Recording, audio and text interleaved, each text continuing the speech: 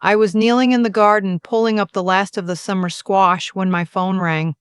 It was my son. That alone should have told me something. Elliot, no, wait. My son never called at 2 in the afternoon on a Tuesday. He was always at work by then, always in back-to-back meetings at the construction firm where he'd worked his way up from site supervisor to project manager over 12 years. 12 years of early mornings and muddy boots and pride that made my chest hurt every time I thought about it. Mom. His voice cracked on that one word.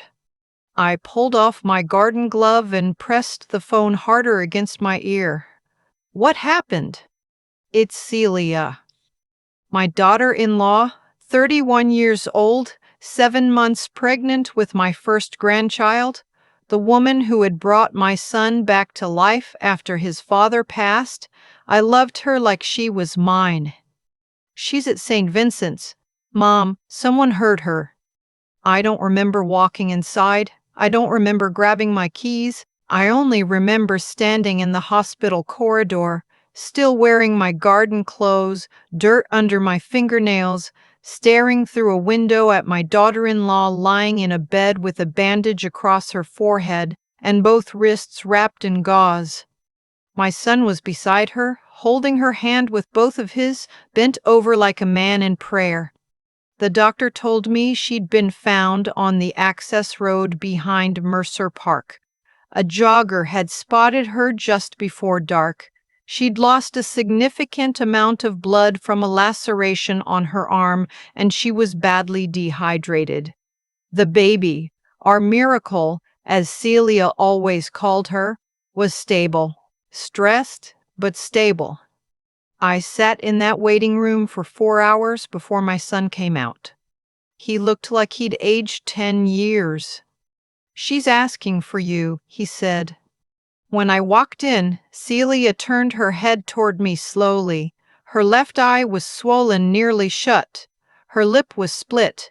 She looked at me with her one good eye, and something in her expression broke my heart clean in two, because she looked ashamed, like she'd done something wrong. I'm sorry, she whispered. Don't you dare, I said. I sat down and took her hand, carefully, away from the IV line, and waited. I knew she'd tell me when she was ready. I'd learned that about Celia in the 4 years she'd been part of our family. She was like a river. She'd get there, but you couldn't rush her. She told me it had been his mother, my son's mother-in-law, Vera Hutchins, a woman I had met exactly 6 times in 4 years, each time at a family gathering where she spent the entire evening talking to everyone except me, except Celia, except my son. A woman who had told Celia on the day of their engagement that she hoped the baby would take after its father's side. A woman who had smiled at me across a Thanksgiving table with eyes like 2 pieces of flint. Celia said Vera had called her that morning and asked to meet. Said she wanted to make peace before the baby came. Said she had something to give her, something that had belonged to Celia's grandmother, a brooch, a family piece that Vera had been holding on to. Celia had believed her. Of course she had. She wanted to believe it. She'd spent 4 years wanting to believe that Vera would come around, that whatever poison was in that woman would eventually run dry. They met at the coffee shop on Elmwood. Vera was already there when Celia arrived. She had a bag with her, a nice bag, canvas with a ribbon handle, and she set it on the table between them like an offering. Celia said she felt dizzy about 20 minutes into the conversation. She thought it was just the pregnancy. She apologized and said she needed some air, and Vera helped her to her feet, walked her outside, and guided her toward a car that wasn't Vera's usual silver Buick, but a dark blue sedan Celia didn't recognize. That was the last thing she remembered until she woke up on that access road with gravel in her cheek and the sun going down and her purse gone and her phone gone and nothing but the sound of traffic somewhere far away. I didn't say anything for a long time. Then I asked her, did she say anything, Vera, before you went under? Celia looked at me. Her one open eye filled up. She said I should have known better than to think I'd ever be good enough for that family. She paused. She said the baby would be better off without my blood in her. I squeezed her hand once, very gently. Then I stood up, smoothed my shirt, and went to find my son. He was in the hallway, standing against the wall with his arms crossed and his jaw set, staring at the floor. He looked up when he heard me coming. I said, "I need you to listen to me carefully." He nodded. "You are not going to go anywhere near Vera Hutchins tonight. Do you understand me?" He started to say something. "Do you understand me?" I said it again, quieter this time. Quiet is always more serious than loud. He knew that. "Yes, ma'am," he said. "Good. You're going to stay here with your wife. You're going to hold her hand and talk to her and make sure she eats something when they bring the tray. That is your job tonight. Mine is something else." I drove home and called my sister. Lucinda is 63 years old, and she is the kind of woman who remembers everything. She worked for 22 years as a paralegal at a family law firm in Cincinnati before she retired, and she has a mind like a filing cabinet. Nothing goes in that doesn't come out again exactly when you need it. She is also the only person in my life who never once told me I was overreacting. "Tell me what happened," she said. I told her. All of it. I didn't rush. I gave her every detail the way Celia had given them to me, and when I was done, there was a silence on the line that I recognized. That was Lucinda thinking. "The coffee shop will have cameras," she said finally. "The access road is county property, so there will be incident reports. If they took her phone, there may be cell data. The police can pull tower records even if the phone's turned off. Has your son spoken to the detective yet?" "Not that I know of." "He needs to do that tonight, not tomorrow, tonight. And Celia needs to give a formal statement while the details are still clear." "I know. What else do you need from me?" "I need you to come." She was in her car within the hour. While I waited, I sat at my kitchen table with a legal pad and wrote down everything I knew about Vera Hutchins. It wasn't much. Vera had always kept herself carefully opaque, but I knew where she lived. I knew she attended First Methodist on Garfield every Sunday morning. I knew her younger son, Celia's brother-in-law, had recently gone through a nasty divorce and that Vera had been deeply involved, which had kept Celia's husband distracted and off balance for most of the last year. I knew that the dark blue sedan wasn't registered to Vera, which meant she'd either borrowed it or rented it, and either way, that was a trail. I knew one thing more, something Celia didn't know I knew. 3 months earlier, I'd been helping Celia sort through some boxes in the spare room. She and my son had just moved to a bigger house, getting ready for the baby, and I'd found a folded piece of paper tucked into a book Celia had carried since college. I hadn't meant to read it. I unfolded it without thinking, the way you do when something falls out of something else, and the words stopped me cold. It was a letter, handwritten on Vera's personal stationery. I recognized the monogram at the top. It was addressed to Celia, and it was dated 6 months before the wedding. I won't repeat everything it said, but I will tell you this: it was a threat, not a vague one.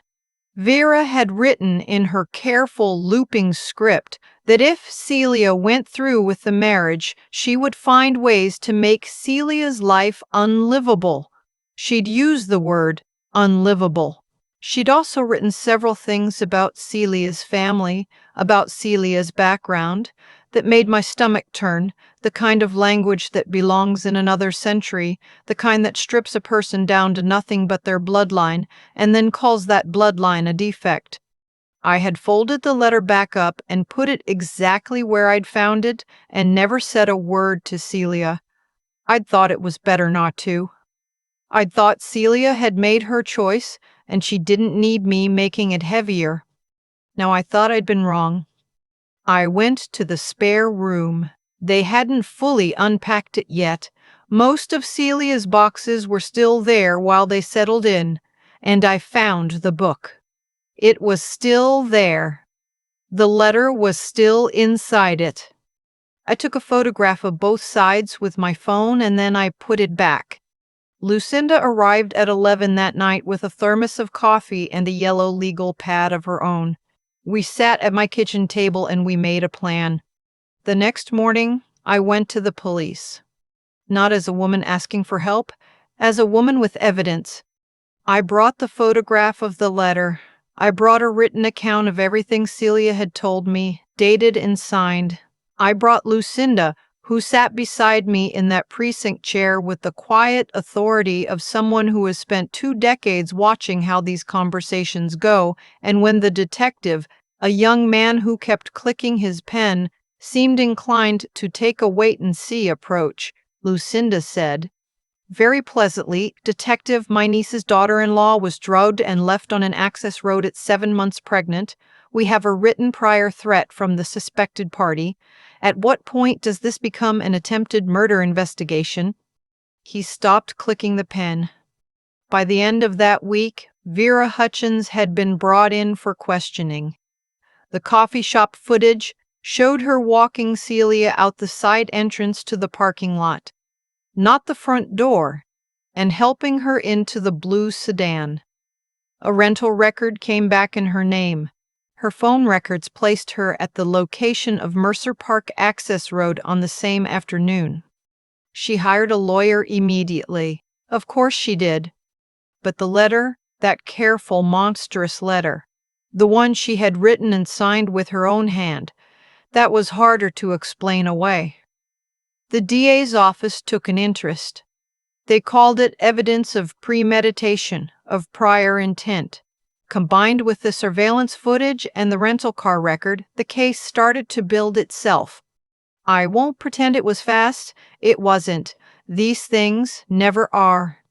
There were weeks when the phone didn't ring and I didn't know what was happening, and I had to trust Lucinda to keep her ear to the ground through her contacts at the firm.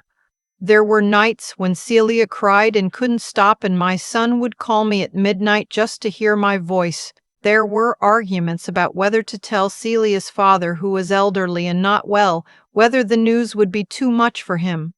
There were decisions that felt impossible. But there was also the morning my granddaughter was born. 6 pounds 4 ounces. She came into the world loud and furious and perfect, and they put her in my arms before they even finished cleaning her up. And she looked at me. I swear she looked at me with these dark, searching eyes that seemed to say, "I know you. You're the one who's been waiting." I told her she was right. I'd been waiting my whole life for her. We named her Pearl. It was Celia's grandmother's name, the one Vera had dangled in front of her like bait. We took it back. It was ours now. Celia recovered slowly. The physical injuries healed first, the bruises, the lacerations, the exhaustion. The rest took longer. There were days she wouldn't leave the house, days she'd stand in the nursery for an hour just watching Pearl sleep, like she was convincing herself it had all turned out okay. My son was steadier than I expected. Grief had taught him patience. Losing his father young had done that, and he knew how to sit with someone in the dark without trying to turn on a light before they were ready. He cooked, he cleaned, he drove Celia to her appointments and waited in the car, and never made her feel like a burden. I came every Tuesday and Thursday. I brought food, real food, casseroles and soups and the peach cobbler Celia liked, and I sat with Pearl in the afternoons so Celia could sleep. Lucinda came on weekends. We built a small fortress around that little family, brick by brick, and nobody got in who wasn't supposed to.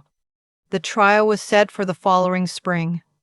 In the meantime, Vera's other son, Celia's brother-in-law, the one going through the divorce, came forward. He'd heard what was happening from mutual relatives, and whatever complicated feelings he'd had about his mother, whatever loyalty or fear or habit had kept him quiet, something in him finally shifted. He called Celia's husband and said he had things to say. I don't know everything he told the DA. I'm not sure I want to. But I understood, from what Lucinda pieced together, that Vera had a history longer than any of us had known, that Celia hadn't been the first target, only the most recent, that there had been money involved, a trust, a property dispute that had made Vera's hostility toward Celia less about ideology and more about calculation. The hatred was real, but the motive underneath it was greed dressed up as principle. That didn't surprise me. In my experience, the most vicious people are usually also the most practical. The cruelty is the method. The money is the reason. In March, Vera Hutchins pleaded guilty to aggravated assault and criminal administration of a controlled substance. She was sentenced to 7 years with the possibility of parole after 5. Her lawyer argued for leniency given her age. The judge was not moved. I was in that courtroom. I sat in the third row. I watched Vera's face when the sentence was read, and I will tell you honestly that she did not look remorseful. She looked irritated the way a person looks when a plan has failed, not because it was wrong, but because it was poorly executed. That frightened me for a moment. Then it didn't anymore, because the bailiff took her arm, and she walked through a door, and that was that.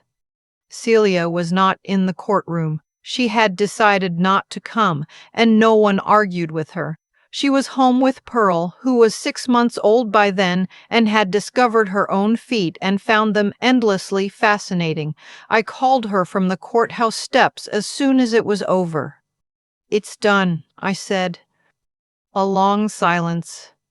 "Okay," she said finally. Her voice was careful, like she was testing the word. "Okay," trying to see if it fit. "You don't have to feel anything specific right now," I told her. "Whatever you feel is the right thing to feel." "I feel tired," she said. "That makes sense. And I feel like Pearl needs a bath." I laughed. I hadn't laughed in what felt like months. "Then give her a bath." "Mom." She'd started calling me that sometime in the fall, without either of us making a point of it. "Thank you. For the letter. For all of it." "You don't thank family," I said. "That's not how it works." I drove home that afternoon along the same route I'd driven the night she'd called from the hospital. The same overpass, the same stretch of highway where the billboards change every few months, but the sky behind them never does. The sun was low and the light was doing something beautiful to the fields on either side of the road, turning the dead winter grass the color of copper wire. I thought about my husband, about how much he would have loved Pearl, about how he would have walked the floor with her at 3 in the morning without being asked, the way he'd done with our son all those years ago, humming something tuneless and off-key that somehow always worked. I thought about my son, who had stood outside that hospital room like a man trying to hold himself together with both hands, and who had become, in the months since, something quieter and stronger and more himself than I had ever seen him. I thought about Lucinda, who had driven 4 hours in the dark without asking why, who had sat in that precinct chair and dismantled a detective's complacency with one well-placed sentence. I thought about Celia, who had spent 4 years trying to earn something she'd always deserved and who had survived and who was home right now running a bath for her daughter. I thought about Pearl. Pearl, with the dark, searching eyes. Pearl, who had arrived loud and furious and certain. I pulled into my driveway and sat in the car for a minute with my hands still on the wheel. Sometimes the people who try to decide what our blood is worth forget one very important thing. They forget that blood runs through every heart the same way. that it feeds the same things: courage, stubbornness, love, the capacity to get back up, that the only bloodline worth claiming is the one you choose to protect. Vera Hutchins had spent a lifetime deciding who was worthy. She had decided wrong about Celia, about our family, about herself. And we were all still here. I got out of the car, went inside, and started making dinner for Tuesday. I keep thinking about that letter, the one folded inside Celia's book, the one I wasn't supposed to read, the one I photographed and put back without saying a word.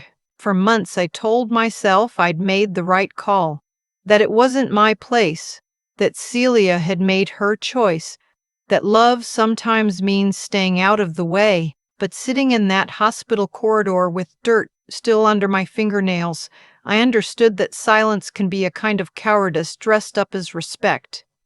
What I know now is this: doing the right thing is rarely the comfortable thing. When I drove to that police station, not to beg, not to cry, but to sit down with evidence and speak plainly, that was a choice, a deliberate one. Lucinda beside me, legal pad in hand, asking the detective a single question that reframed the entire conversation. That wasn't luck. That was two women who had spent their lives paying attention, learning how systems work, and refusing to be dismissed.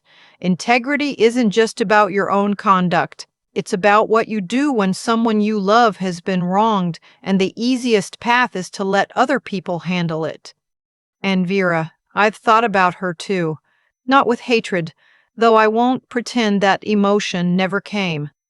What strikes me most about Vera is how much calculation she put into something she told herself was principle.